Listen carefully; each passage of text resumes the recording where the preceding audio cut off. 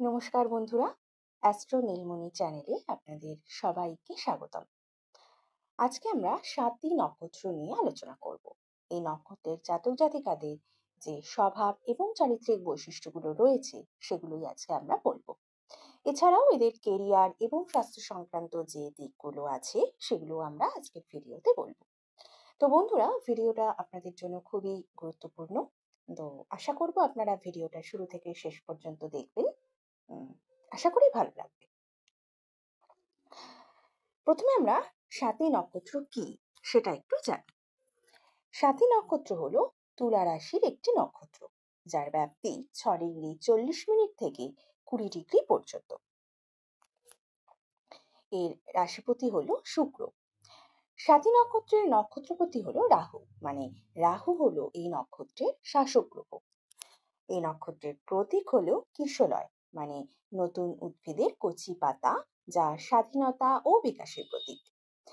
এই নক্ষত্রের দেবতা হলেন পবন বা বায়ু দেবতা, যিনি চলনশীলতা ও পরিবর্তনের প্রতীক। স্বাতী নক্ষত্রের জাতক বা জাতিকাগণ দেবগণের অন্তর্ভুক্ত হয়ে থাকে। এই স্বাতী নক্ষত্রের একটা খুব বিশেষত্ব আছে, সেটা হলো স্বাতী নক্ষত্রে একটি মাত্র তারা আছে, যাকে যোগ তারা বলা হয়। এটি 71 আলোকবর্ষ দূরে অবস্থিত।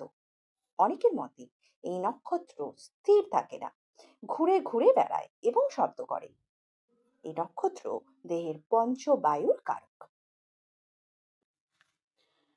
স্বাতী নক্ষত্রের জাতক জাতিকাদের যে চারিত্রিক বৈশিষ্ট্যগুলো আমরা দেখতে পাই, সেগুলো আমরা এবার একটু এক এক করে আলোচনা করব, এবং এই আলোচনার মাধ্যমে আপনারা এই জাতক জাতিকাদের পজিটিভ বা নেগেটিভ যে দিকগুলো আছে সেটাও আপনারা জানতে পারবেন। তো চলুন শুরু করা যাক। এই নক্ষত্রের জাতক জাতিকারা সাধারণত শান্তিপ্রিয় স্বভাবের হয়ে থাকে। এরা ঝুট ঝামেলা এসব খুব একটা পছন্দ করে না। এরা যদি রেগেও যায়, এরা খুব দ্রুত শান্তও হয়ে যেতে পারে। এই জাতক জাতিকারা আবার সংবেদনশীল এবং সহানুভূতিশীলও হয়। অন্যের দুঃখ কষ্টে বা অন্যের সমস্যায় বা বিপদে এরা ঝাঁপিয়ে পড়তেও পিছুপা হয় না। এই জাতক জাতিকারা একটু স্বাধীন চেতা প্রকৃতির হয়। নিজেরা যেটা ভালো মনে করে বা নিজেদের যেটা ভালো লাগে সেটাই এই জাতক জাতিকারা করে থাকে বা করতে পছন্দ করে। এই জাতক জাতিকারা খুব সৎ এবং ন্যায়পরায়ণ হয়ে থাকে। এরা খুব চিন্তা ভাবনা করে এরা কোনো কিছু সিদ্ধান্ত নেয়। এরা খুব বিচার বুদ্ধি সম্পন্ন কাজ করতে এরা ভালোবাসে, বা যে কোনো কিছু এরা যুক্তি দিয়ে বিচার করে তবেই সেটা তারা মেনে নেয়। এদের মধ্যে স্মরণ শক্তি খুব প্রখর পরিমাণে দেখা যায়, মানে এরা যে কোনো জিনিস খুব মনে রাখতে পারে। এরা খুব বন্ধু বৎসলও হয়। এরা সমালোচিত যখন হয় তখন ক্ষুব্ধ হয়ে যায় না, নিজেকে খুব শান্ত রাখার চেষ্টা করে। এরা অন্যকে সাহায্য করতে ভালোবাসে, তবে নিজের স্বাধীনতাকে বজায় রেখে। এবার আমরা এই নক্ষত্রের জাতক জাতিকাদের শরীর স্বাস্থ্য কিরকম যাবে, কি কি ধরনের রোগ এদের হতে পারে, সেগুলো এবার একটু আস্তে আস্তে জেনে নিই। এই নক্ষত্রের সাথে সম্পর্কগুলো আমাদের অঙ্গ হলো ত্বক, কিডনি, মূত্রনালী, অ্যাপেন্ডিক্স, হার্নিয়া এবং মূত্রাশয়।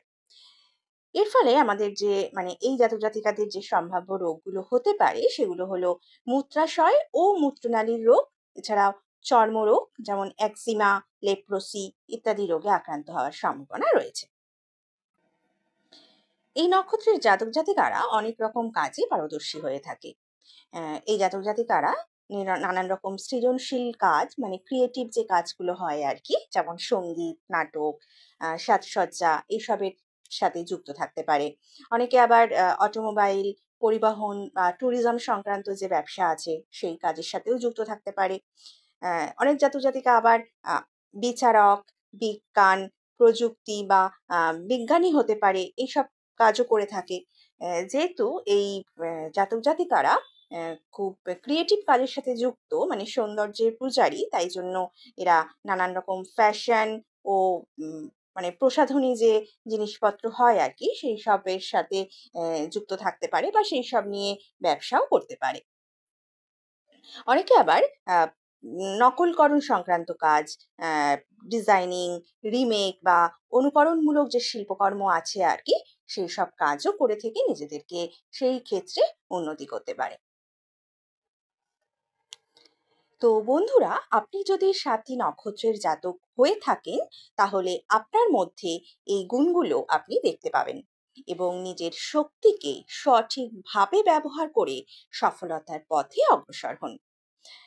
তো বন্ধুরা, ভিডিওটা আপাতত এই পর্যন্তই। দেখা হবে পরের কোনো ভিডিওতে। আর যদি আমার ভিডিও আপনার ভালো লেগে থাকে, তবে অবশ্যই লাইক, শেয়ার এবং সাবস্ক্রাইব করতে ভুলবেন না। নমস্কার।